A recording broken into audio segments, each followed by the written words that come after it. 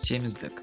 Семіздік адам ағзасындағы артық майдың жиналуынан туындайды. Семіздік дене масса индекс көрсеткіші 30 немесе одан жоғары болғанда есептеледі.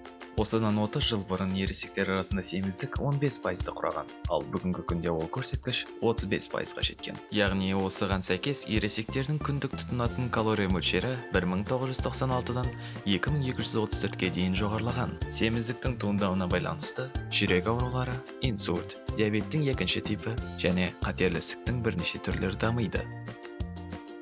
Әр жыл сайын семіздікпен күресу үшін медициналық қызмет түрлеріне 190,2 миллиард ақш доллары жұмсалады. Бұл көрсеткіш барлық медициналық шығындардың 21%-ын құрайды. Адамдардың семіздікке байланысты жұмыстарын өткізіп алуы жылына 4,3 миллиард доллар шығын әкеледі. Семіз адамдар денсаулығына қалыпты адамдарға қарағанда 42%-ға артық қаражат жұмсайды.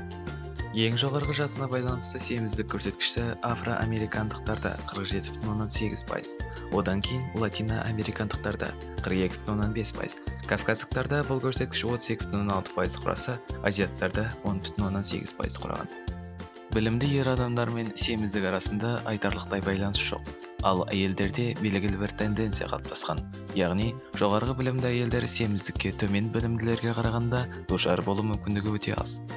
Сол сияқты, жоғарғы табысты әйелдерде аз табыс табатындармен салыстырғанда семіздікпен аз зардап шегеді.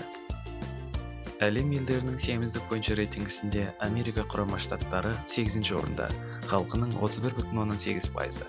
Бұл көрсеткіш бойынша Мысыр елі 33,6%, ал Сауд Арабиясы 35,2%. Қазақстанда бұл көрсеткіш 21%-ды құрайды. 2-5 жас аралығындағы балаларда семіздік 2004 жылмен салыстырғанда 14%-дан 2018 жылы 8,4%-ға дейін төмендеген.